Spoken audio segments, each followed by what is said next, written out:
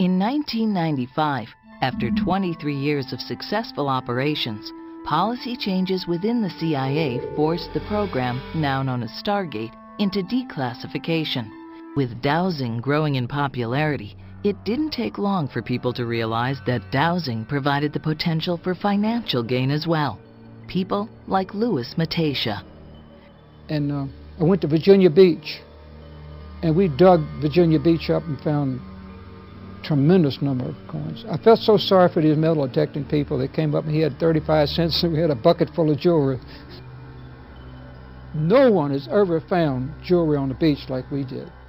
Mr. Matasha has released several books regarding treasure hunting with dowsing and was credited for several phenomenal discoveries, from locating buried silver bars to gold coins. His exploits are well documented, and to this day, he has been one of the most successful treasure hunters who have relied mostly on dowsing. But what makes ESP-related skills such as dowsing actually work? The answer lies almost entirely with the subconscious mind. If you don't understand what the subconscious is, you're not alone. Many individuals may have an idea of when they receive information from this area of consciousness, but few understand it. Moments such as someone calling you on the phone just as you were thinking about them, or having the feeling that something unfortunate is happening or about to occur.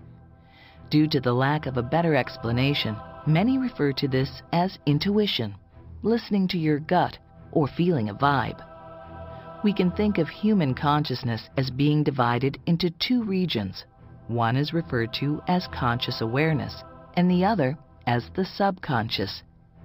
As we proceed through each waking moment, the flood of smells, colors, sounds, tastes, and textures coming through our senses from the outside world are initially processed by our subconscious, not our conscious awareness. In fact, only a minuscule percentage of our environmental data is passed up and out of the subconscious and into our conscious awareness. The basis of remote viewing functionality isn't necessarily conscious interaction. The conscious aspects of it come last. We become aware of the remote viewing signal in the final stages of this. Most of the work is being done at what's generally known as a subconscious level. We talk in terms of the subconscious, the human subconscious, being connected with the rest of the universe in some interesting way that allows us to get information from places distant or hidden from us in some way. That all that information is available to the subconscious. It's just bringing up into conscious awareness where it can be useful that we run into difficulties. Notoriously, the subconscious is a repository for huge amounts of information, hundreds of thousands, millions of data bits that never make it up into conscious awareness. The bandwidth between subconscious and conscious is very narrow, and only a small amount of information ever comes to our cognition that we can actually work with in a conscious way.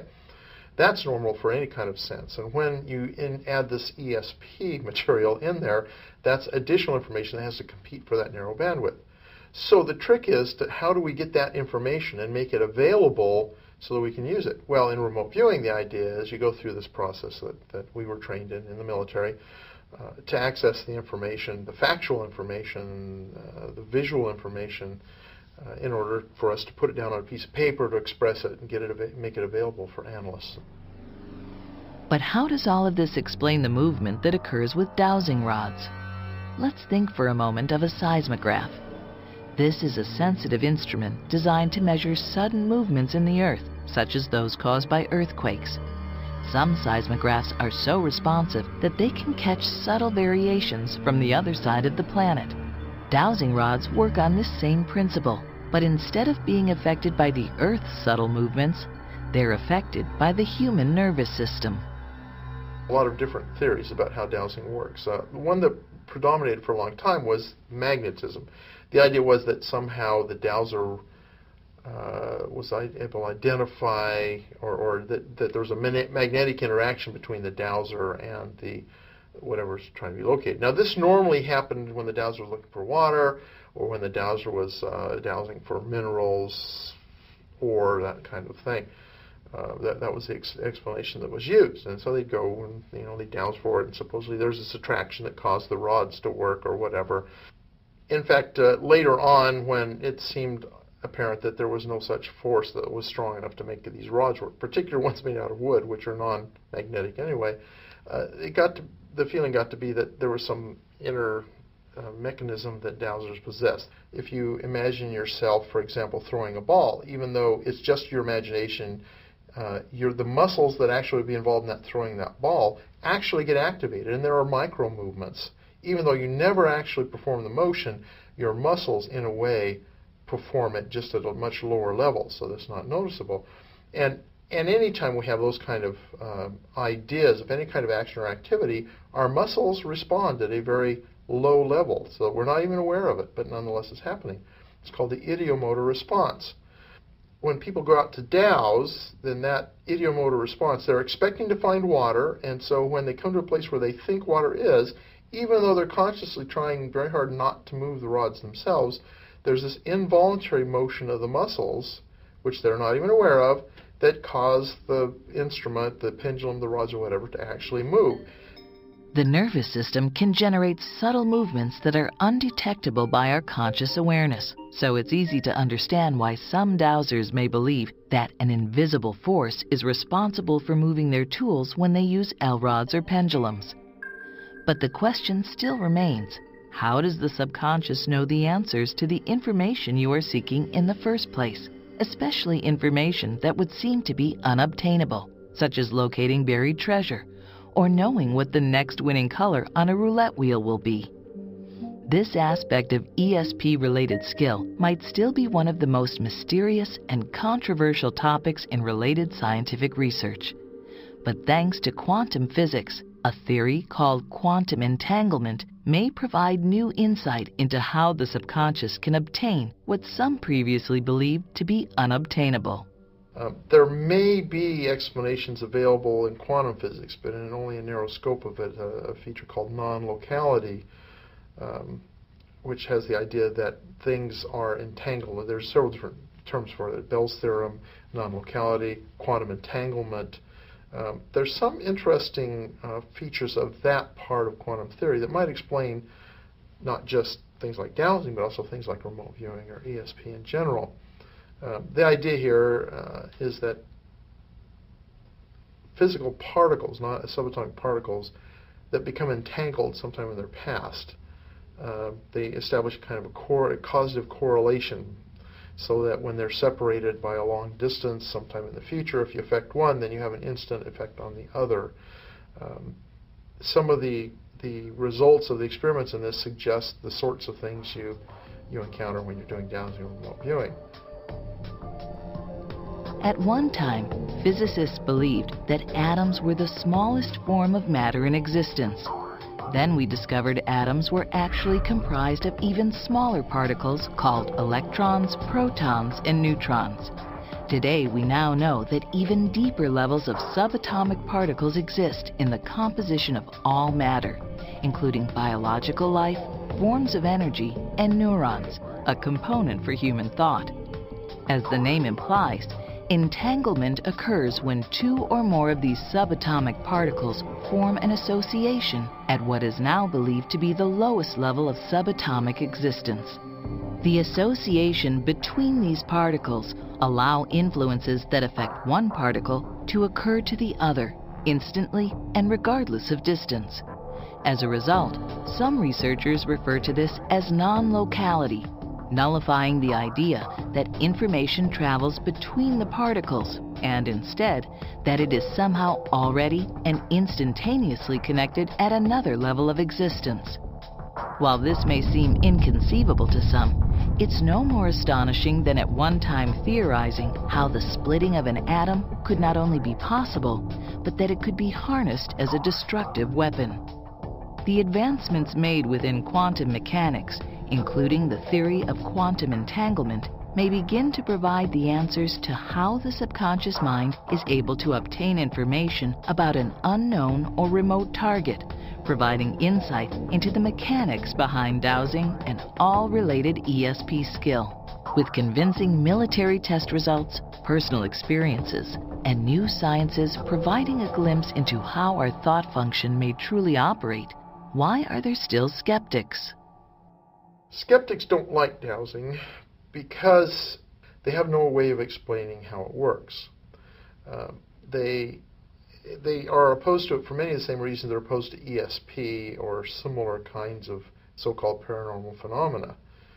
There is no causative explanation that fits into any of our physical models. Until we come up with a really good theory that seems to satisfy them, aren't going to be pleased. They think this is literally spooky action at a distance, to borrow words from Einstein. They think that it's all smoke and mirrors, and that all people involved in dowsing or ESP in general are charlatans or deluded, one or the other, and they want to reject all of this stuff because it seems to undermine the worldview that is currently held by science.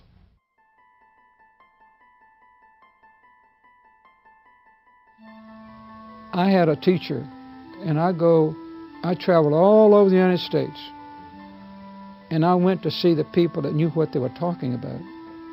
And that's how I did it, because you can learn how to drive a car, but if you're going to be a race car driver, you're going to have to get the experts to teach you what to do. The beginner can do it. He just goes and see what happens, but it's all mental. You just focus, and it will do it.